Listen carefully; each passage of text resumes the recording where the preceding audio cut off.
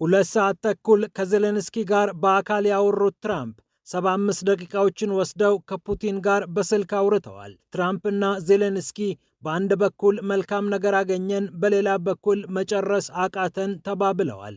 90ና 95 በመቶ ጨረስናቸው ያሏቸውን ጉዳዮችም ይፋ አድርገዋል። ይህ እንደተጠበቀ ሆኖ የአሜሪካው ፕሬዝዳንት ዶናልድ ትራምፕ የፑቲንንና የሩሲያን ልግስና አድንቀው ፑቲን እኮ ዩክሬን እንዲሳካላት ይፈልጋል ብለዋል።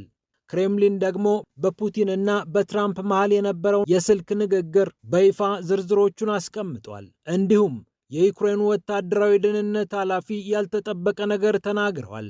ከሞስኮ ጋር የማይቀረውን ድርድር እናድርግ ነው ያሉት እኒህ ከፍተኛ ባለስልጣን ከዚህ ቀደም በሩሲያ ምድር ላይ የሽብር ጥቃቶች ቢፈጸም ሁሉ ፍላጎታቸው የነበረው እኒህ ሰው አቋማቸውን ድንገት ቀይረው እነርሱም ጥቅም አላቸው፣ እኛም ጥቅም አለን፣ በቃ እንነጋገር፣ እንደራደር፣ በቀጥታ መነጋገሩን ለምን እንፈራዋለን ማለታቸው እያነጋገረ ይገኛል። በሌላ በኩል ቻይና ታይዋንን የሚያስጠነቅቅ አስደንጋጭ ወታደራዊ ልምምድ በታይዋን ዙሪያ አድርጋለች። በደሴቲቱ ዙሪያ የተከናወነው ወታደራዊ ልምምድ የአየር የምድርና የባህር ኃይሎችን ያካተተ የሮኬት ኃይልንም ጭምር ያንቀሳቀሰ እንደነበር ተሰምቷል። ታይዋን ከአሜሪካ እንድትገዛ አሜሪካ ለታይዋን የጦር መሳሪያ ለመሸጥ መስማማቷ ነው ቻይናን አስቆጥቶ እዚህ ወታደራዊ ልምምድ ውስጥ ያስገባት። ይህ እንደተጠበቀ ሆኖ ሩሲያ በታይዋን ጉዳይ ከቤጂንግ ጋር እቆማለሁ፣ የቻይናን ጉዳይ አትንኩባት ብላለች። ፒያሳ ኔትወርክን ስትከታተሉ ሁሉንም በጥልቀት ታገኛላችሁ። ፒያሳ ኔትወርክን ሰብስክራይብ፣ ላይክ እና ሼር በማድረግ የፈጣን የተአማኒና የጥልቅ ዘገባዎች ቤተሰቡን ስንል በአክብሮት ጋብዘናል። አሁን ወደ ጉዳዮቻችን አለፍን።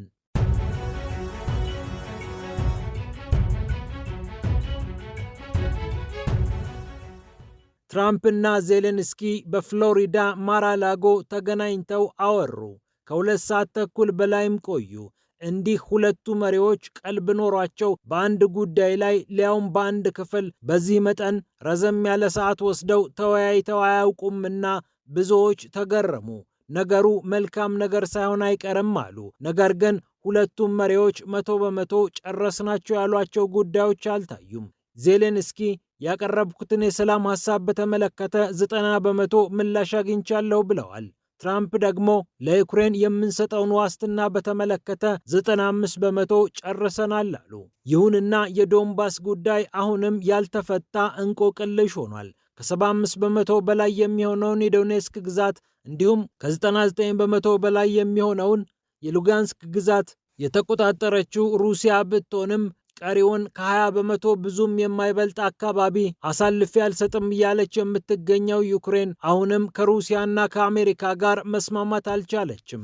ትራምፕም በአንዳንድ ጉዳዮች ላይ መልካም ነገሮች ላይ ብንደርስም አሁንም የሚቀሩ ብርቱ ጉዳዮች አሉ ብለዋል። ይህ እንደተጠበቀ ሆኖ የአሜሪካው ፕሬዝዳንት ዶናልድ ትራምፕ ፑቲን ለጋስ ናቸው፣ የለጋስነት እጃቸው ደግሞ ለዩክሬንም ሊዘረጋ ይችላል ብለዋል። ፑቲን ዩክሬን እንዲሳካላት ይፈልጋል ሲሉ ትራምፕ ተናግረዋል። የዩክሬንን ጉዳይ በተመለከተ በስልክ አውርተናል። ፑቲን በጣም ለጋስ በመሆን ወደ ኪየቭ የተለያዩ የጋዝ ምርቶችን በቅናሽ ዋጋ ለመሸጥ ጭምር ፍላጎት አላቸው ብለዋል። ዩክሬን በኢኮኖሚው ረገድ እንዲሳካላት ፑቲን ይፈልጋሉ ያሉት ትራምፕ በአነስተኛ መጠን የኃይል አቅርቦትን ማቅረብ ሩሲያ ልታደርገው የምትችለው መልካም ነገር እንደሆነም አንስተዋል። ፑቲንና ዜሌንስኪ በማራላጎ ፍሎሪዳ ከማውራታቸው አስቀድሞ ነው ፑቲንና ትራምፕ በስልክ የተወያዩት። ወደ 75 ደቂቃ አካባቢ ረዝሟል የተባለው የሁለቱ መሪዎች የስልክ ንግግር ትራምፕን አስደስቷቸዋል። ሩሲያ ትረዳናለች፣ ታግዘናለች ሲሉም ስለ ሩሲያ መስክረዋል። ብዙዎቻችሁ ግር ሊላችሁ እንደሚችል አውቃለሁ። ፕሬዝዳንት ፑቲን ግን ለዩክሬን የኤሌክትሪክ ኃይልና የጋዝ አቅርቦት ለማቅረብ ያንንም በርካሽ ዋጋ ለመሸጥ ፍላጎት እንዳለው ሰምቻለሁ ብለዋል። ሩሲያ ጠንቅ ሆኖብኛል የምትለው እንደ አውሮፓውያን አቆጣጠር 2014 ላይ የተካሄደው የዩክሬን የመንግስት ለውጥ እስኪደረግ ድረስ ዩክሬን ከሩሲያ ጋዙንም ሌላውንም የኃይል አቅርቦት ከመግዛትም ባለፈ ወደ አውሮፓ ገበያ ለማዳረስ የምትጠቅም የንግድ መስመር ነበረች። ይሁንና በሲአይኤ ተቀነባብሯል ብላ ሩሲያ የምታምነው መፈንቅለ መንግስት ወይም ደግሞ አብዮት መሰል ክስተት ከተከናወነ በኋላ የዩክሬንና የሩሲያ ግንኙነት ቆረፈደ። አሜሪካና አውሮፓ ለኪየቭ አለንልሽ በማለት በሩሲያ ላይ እንድትነሳ አደረጓት። ጭራሽ የሩሲያ ቀይ መስመር የሆነውን የኔቶ አባልነት እንድትጠይቅ አበረታቷት። ከዚያም የተፈጠረውን ጦርነት ዓለም የሚያውቀው ነው። ይህ እንዳለ ሆኖ ክሬምሊን ፑቲንና ትራምፕ ስለምን ጉዳይ እንዳወሩ ይፋዊ መግለጫ ሰጥቷል። የክሬምሊን ከፍተኛ ባለስልጣን የሆኑት ዩሪ ኡሻኮቭ ናቸው በጉዳዩ ላይ ሰፋ ያለ ማብራሪያ ያቀረቡት። ቭላዲሚር ፑቲን እና ዶናልድ ትራምፕ ያወሩባቸው በርካታ ነጥቦች አሉ። ከዚህ ውስጥ አንደኛው ተራ የተኩስ አቁም ስምምነት መደረግ የለበትም የሚለውን ነው ብለዋል ዩሪ ኡሻኮቭ። የተኩስ አቁም ስምምነት ሳይሆን ዘላቂ የሰላም ስምምነት ነው የሁለቱን ሀገራት ችግር የሚፈታው በሚል ሁለቱ መሪዎች መነጋገራቸውንና መተማመናቸውን ባለስልጣኑ አሳውቀዋል። ትራምፕ ወዳጅነት የሞላበት የስልክ ልውውጥ የስልክ ንግግር ነው ያሉት የትራምፕና የፑቲን ንግግር በኡሻኮቭም ተመሳሳይ ስያሜ ተሰጥቶታል። ዩክሬን እና የአውሮፓ ደጋፊዎቿ እንደሚያስቡት በአቋራጭ የተኩስ አቁም ስምምነት ማድረግ ችግሩን አይፈታውም ብለን ተማምነናል ያሉት የፑቲን ባለስልጣን ቀጣዮቹን የኢኮኖሚና የጸጥታ ችግሮችንም ለመፍታት ሁለቱ መሪዎች ተቀራርበው ለመስራትና ከዚህ ቀደም በአላስካ የነበራቸውን መንፈስ ለማስቀጠል እንደተነጋገሩም ተናግረዋል።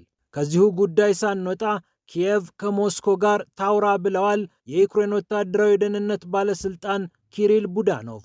በዩክሬን ጦር የወታደራዊ ደህንነት ጉዳዮችን የሚያዙት ኪሪል ቡዳኖቭ ከዚህ ቀደም በሩሲያ ላይ የተለያዩ ጸያፍ አስተያየቶችን በመስጠት የሚታወቁ ነበሩ።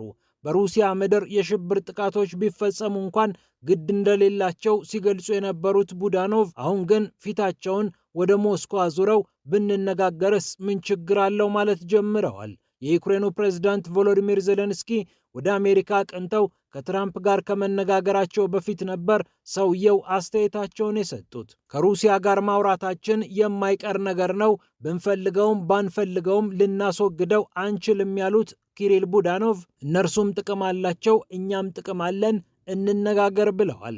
ድክመቶቻችንን አረመን ደካማ ተደራዳሪ ሳንሆን ከሩሲያ ጋር ማውራታችን የማይቀር ነውና ይህንን አምነን ተቀብለን ብንነጋገር መልካም ነው ብለዋል። ሌላ አጽንኦት የሰጡበት ጉዳይ የሚስጥራዊነት ጉዳይ ነው። ሁለቱ ሀገራት የሚነጋገሩ ከሆነ ሚስጥርነቱ ተጠብቆ በራቸውን ዘግተው ማንም ሳይሰማ ኮሽ ሳይል ሀገራቱ መነጋገር መደራደር አለባቸው ብለዋል። አስገራሚው ነገር ታዲያ ሩሲያም ተመሳሳይ አቋም ስታራምድ የቆየች መሆኑ ነው። የድምፅ ማጉያ ዲፕሎማሲ ይቅር፣ በየአደባባዩ ልንደራደር ነው ልንወያይ ነው የሚለው ነገር ቀርቶ በራችንን ዘግተን የውስጣችንን በውስጣችን ይዘን እንነጋገርና ስንጨርስ በአደባባይ እንውጣ የሚል አቋም ሞስኮ እንዳላት ይታወቃል። አሁን አቋማቸው የተለሳለሰው ኪሪል ቡዳኖቭ ከ100 በላይ የሽብር ጥቃቶችን በሩሲያ ምድር አቀነባብረዋል ተብለው በሩሲያ ፍርድ ቤት ጭምር እንደ ሽብርተኛ የሚፈለጉና ትዕዛዝ የወጣባቸው ሰው ናቸው። ከቅርብ ጊዜ ወዲህ ግን እንነጋገር ግድ የለም የሚለውን አቋማቸውን እያሳዩ ይገኛሉ።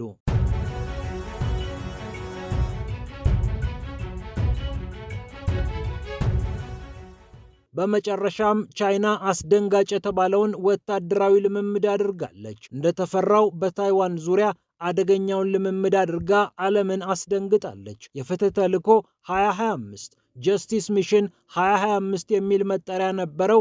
ይህ ወታደራዊ ልምምድ ታይዋን ከአሜሪካ የጦር መሳሪያ ለመግዛት ያቀረበችውን ጥያቄ አሜሪካ ተቀብላ $11 ቢሊዮን የሚያወጡ የጦር መሳሪያዎችን እሸጥልሻለሁ ብላ አጽድቃላታለች። ይህ ጉዳይ ያስቆጣት ቻይና በታይዋን ዙሪያ ከባድ ወታደራዊ ልምምድ አድርጋለች። የአየሩን፣ የባህሩን፣ የምድሩን ጦሯን ከሮኬት ኃይሏ ጋር አጣምራ ዘግናኝ የሆነ ወታደራዊ ልምምድ ያደረገችው ቻይና ታይዋንን በየትኛውም መንገድ እንደምታጠቃ ለማሳየትና ስታጠቃ ደግሞ እንዴት ልታደርገው እንደምትችል የጦር ክፍሎቿን እንዴት ልታቀናጃቸው እንዳሰበችም ጭምር በወታደራዊ ልምምዱ አሳይታበታለች። ለራሷም ልምድ ቀስማበታለች ነው የተባለው። የታይዋን የመከላከያ ሚኒስቴርም የቻይና የጦር አውሮፕላኖችንና የጦር መርከቦችን በታይዋን ዙሪያ ተመልክተናቸዋል። ይህ ድርጊት መቆም አለበት። ራሳችንን ለመከላከል እኛም ዝግጁ እንደሆንን ሊታወቅ ይገባል የሚል መግለጫ አውጥቷል። የቻይና ጦር የምስራቅ እዝ በበኩሉ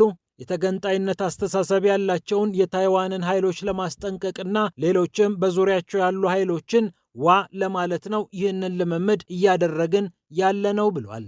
በዚህ መሃል ከፍተኛ ችግር ውስጥ የገባው የታይዋን ሕዝብ ግን የታይዋንን ነፃነትን ከመደገፍ ይልቅ የቻይናንም ጥቅለላ ከመቀበል ይልቅ አሁን ባለው ሁኔታ እንዲቀጥል እንደሚፈልግ ቢቢሲ የጠቀሰው አንድ የህዝብ አስተያየት ጥናት ይጠቁማል። ወደ ቻይናም ሳንገባ ታይዋንንም ሀገር ናት ብለን ሳናውጅ አርፈን ባለንበት ሁኔታ እንቀመጥ፣ መተነኳኮሱ ይቅር የሚል አቋም እንዳለው የቢቢሲ ዘገባ ይጠቁማል። ስለ ታይዋን ህዝብ የአሜሪካ ምክር ቤት አፈ ጉባኤ የነበሩት ናንሲ ፔሎሲ ታይዋንን በ2022 መጎብኘታቸውን ተከትሎ ቻይና ከባድ የሚባሉ ወታደራዊ ልምምዶችን በታይዋን ዙሪያ ማድረግ ከጀመረች ሰነባብታለች። ከሰሞኑ ደግሞ ጃፓን ብቅ ብላ ታይዋን ከተነካች እኔም ተነካሁ ማለት ነው፣ በቻይና ላይ እርምጃ ልወስድ እችላለሁ ማለቷ ቤጂንግን የበለጠ አስቆጥቷታል። ይህ እንደተጠበቀ ሆኖ ሩሲያ አለሁልሽ ብላለች ለቤጂንግ። ቤጂንግ በታይዋን ጉዳይ የምታደርገውን ነገር በተመለከተ የውስጥ ጉዳዩዋ ነው፣ ማንም እንዳይገባባት እኔም አግዛት አለሁ ብላለች ሞስኮ። ታይዋንን እንደ መሳሪያ በመጠቀም ቤጂንግን ለማጥቃት የሚሞክሩ ኃይሎች ከድርጊታቸው እንዲቆጠቡ ሩሲያ አሳውቃለች። ይህንን ደግሞ የተናገሩት የሩሲያው የውጭ ጉዳይ ሚኒስትር ሰርጌይ ላቭሮቭ ናቸው። የቻይና ጉዳይ የውስጥ ጉዳይ ነው፣ በውስጥ ጉዳዩዋ ማንም አይመለከተውም ብለዋል ሰርጌይ ላቭሮቭ። ፒያሳ ኔትወርክን ስትከታተሉ ስለቆያችሁ ክብረት ይስጥልን ብለናል። ፒያሳ ኔትወርክን ሰብስክራይብ፣ ላይክ እና ሼር በማድረግ የተአማኒ የፈጣንና የጥልቅ ዘገባዎች ቤተሰብ ሁኑ ስንል በአክብሮት ጋብዘናል። ሰላም ለዓለማችን።